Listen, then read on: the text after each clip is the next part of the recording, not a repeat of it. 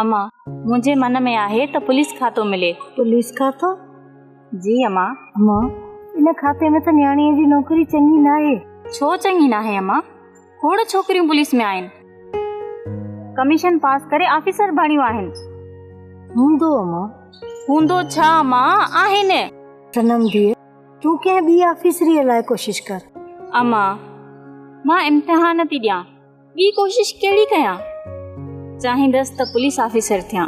तव्हां मां आहियो, दुआ कयो त मां कामयाब थियां। अम्मा मुंहिंजी त इहा दुआ आहे त तुंहिंजी हर ख्वाहिश पूरी थिए। आमीन अम्मा।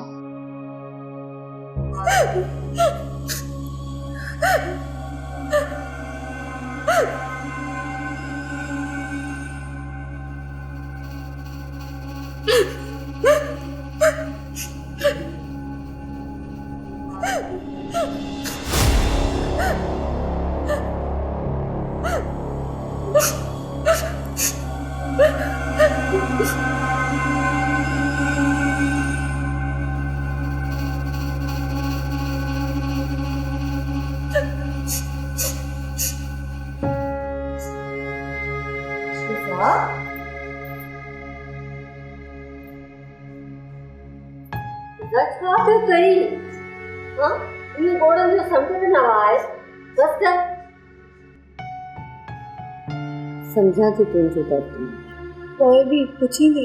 जबल सां मथो हणबो न, जबल खे कुझु बि न थींदो, मथो पंहिंजो ई फाटंदो। रोक पाण खे, ईअं हीणा हाल न करे। मां कोशिश कयां थी पर पाण खे पले नथी सघां। मूं त चयो त तूं हिकु कंदी थी। हिकु कंदी छा मतलब? तोखे चयुमि न त शाहिद लाइ सोच। ॿीहर शाहिद जो नालो बि न खणजांइ मुंहिंजे साम्हूं। एतिरो परे न वञ फिज़ा, माण्हू वापसी जी वाट बि छॾींदो आहे। तूं आहीं जो लिकाई लताड़े बीठी आहीं। अम्मा माउ बि आई त इहो बि मुंहिंजे वस में कुझु न आहे रहियो। तोखे चयुमि न तुंहिंजी सहेली बि मां आहियां त तुंहिंजी माउ बि मां आहियां। मां तोखे गुलनि जी राह थी ॾसियां। फिज़ा खंडन न वञ। तूं ई त नाराज़ कयो आहे नौरोज़ खे। मां त हाणे बि नाराज़ आहियां।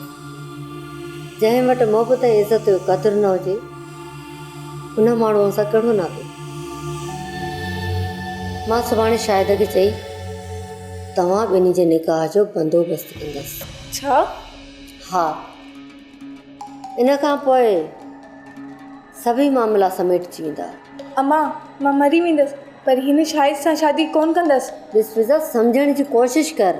भले कुझु बि थिए मां हुन सां शादी कोन कंदा। अम्मा महिरबानी कर मूंखे अकेलो छॾे ॾे।